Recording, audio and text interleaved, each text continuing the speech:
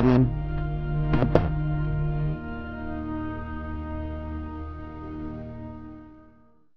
pemirsa, saya sekarang bersama dengan Mbah Samdi. Mbah Samdi ini sekarang usianya 91 tahun. Jadi 17 Agustus 1945 ketika proklamasi kemerdekaan Republik Indonesia dinyatakan oleh Bung Karno dan Bung Hatta, Mbah Samdi ini usianya ya berarti sudah sekitar 15 tahun, 17 tahun ya, 17 tahun. Jadi beliau bisa bercerita banyak mulai dari zaman Jepang, agresi militer kedua, sampai kemudian perjuangan pada tahun-tahun berikutnya untuk mempertahankan dan mengisi kemerdekaan gitu. Nah, Mbah Samdi ini sekarang menjadi salah seorang yang masih lestari, masih memimpin organisasi Legiun Veteran Ranting. Ranting ya, dan di cabang itu Dewan Pertimbangan cabang di Yogyakarta, begitu ya. Yogyakarta. Ya, beliau-beliau yang seusia Mbah Samdi ini sekarang bisa dihitung dengan jari. Pejuang-pejuang tahun 45 itu tinggal beberapa saja yang kemudian masih bisa bercerita, ya apalagi gitu ya, bisa dihitung dengan jari 1-2 yang bisa bercerita dengan baik. Nanti akan kita dengarkan apa cerita singkat dan pesan-pesan yang akan disampaikan Mbah Samdi kepada kita semua, supaya kita tahu apa yang terjadi pada masa lampau dan kemudian bisa kita gunakan untuk mengisi kemerdekaan sekarang ini. Gitu, kita dengarkan nanti pesan Mbah Samdi. Ya, waktu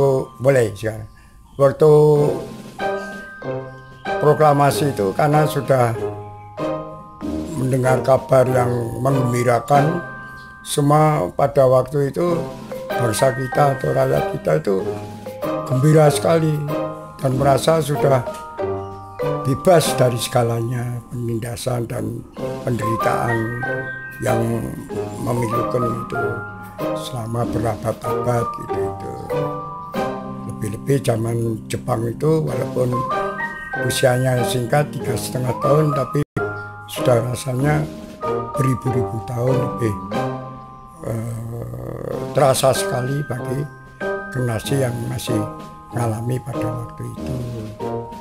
Lantas seiring dengan bergolaknya masa, dengan kita itu sudah mengadakan anti Jepang.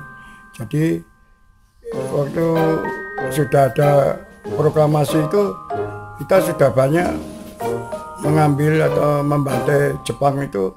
Waktu yang jalan itu sudah kita ambil, kita habisi, ditanam di bom bintaran itu, mengambil senjata-senjata Jepang yang tinggal di luar, atau yang Jepang baru dulan-dulan atau baru berbelanja di pasar-pasar, itu sudah kita habisi semua. Jadi sudah mulai kebangkitan itu tidak hanya bangkit jiwanya, sudah kan secara fisik kita itu sudah menghabisi Jepang itu, karena masih sifatnya belum serentak. Itu bisa waktu serentaknya itu semua insan pejuang pada waktu itu tanggal 21 September itu dari jam 10 itu berduyun-duyun kumpul di sekitar Gedung Agung itu. Lantas di situ intinya kita mau menurunkan bendera Inomaru atau bendera Jepang itu, tapi Jepang tidak boleh, kalau mau dikibarkan ya di rumahmu sendiri, jangan sampai di gedung ini.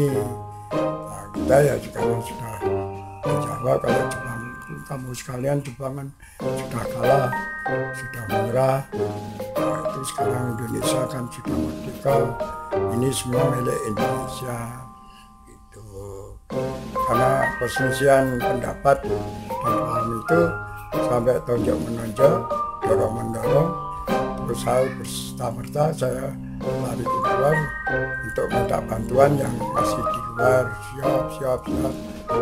Tidak antara 5 menit atau berapa, halaman Gedung Agung itu sudah seperti lautan manusia.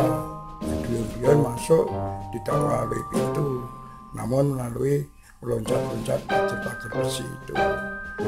Terus intinya karena mau menurunkan bendera Jepang mengganti dengan merah putih. Kebetulan di situ tidak ada tangga pring.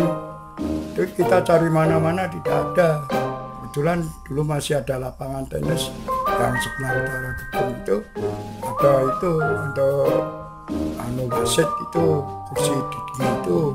Terus itu kita bawa ke depan. Terus kalau yang tinggi ya kita junjung, terus pokoknya intinya sudah bisa menurunkan dan ganti merah putih gitu. Tapi merah putih siapa yang bawa itu saya tidak tahu, entah dari pemuda taman siswa, entah dari sekolah dagang medis, entahlah dari masyarakat atau dari gerakan Bujingkai wanita-wanita itu, karena itu tidak hanya terbatas pria, pria dan wanita yang militan itu pada waktu itu sudah semua ke Gedung Agung pada waktu itu. Dan untuk mengurangi korban yang banyak itu dibentuk BBM, Barisan Berani Mati. Jadi ini yang melopori dulu, kalau mati ya hanya beberapa dulu, dan ini yang diwajibkan untuk negosiasi itu dari rakyat, Senendang, pemuda Ansor, Hizbullah.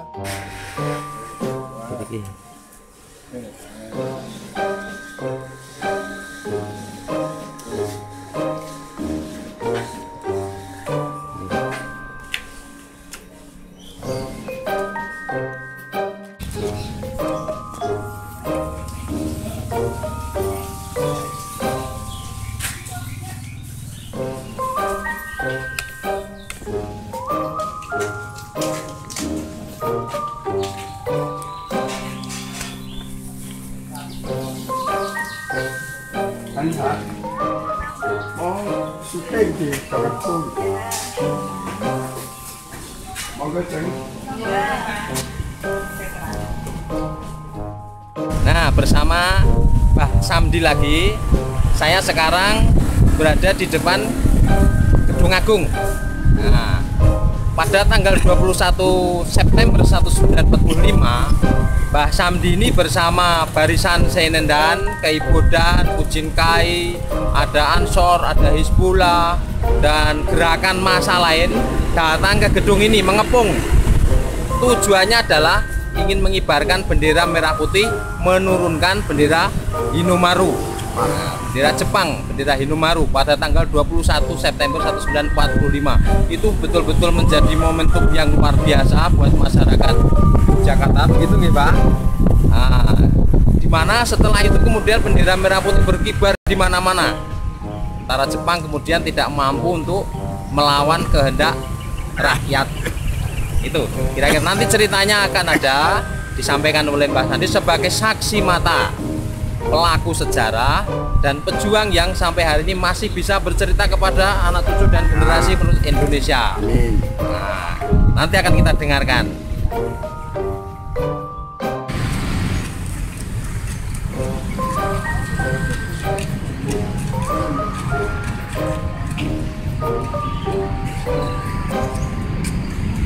Saya sana.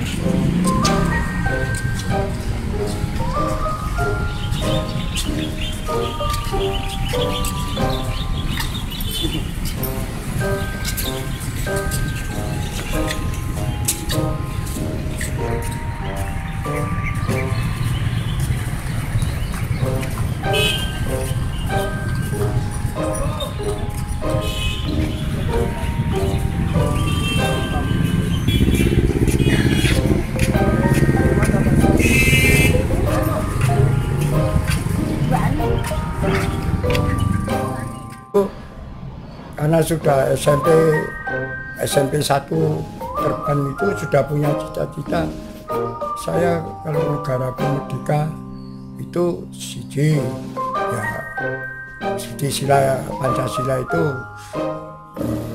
keadilan sosial bagi seluruh rakyat Indonesia dan tidak ada kemiskinan, bayar sekolah dari 0 sampai perguruan tinggi gratis.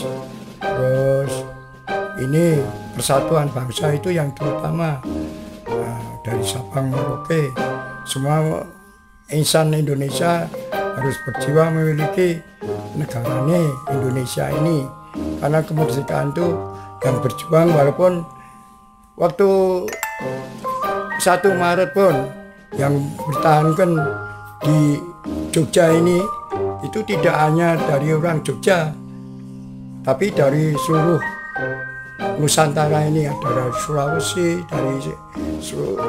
dari Sumatera, dari Irian, dari Bali dan mana-mana.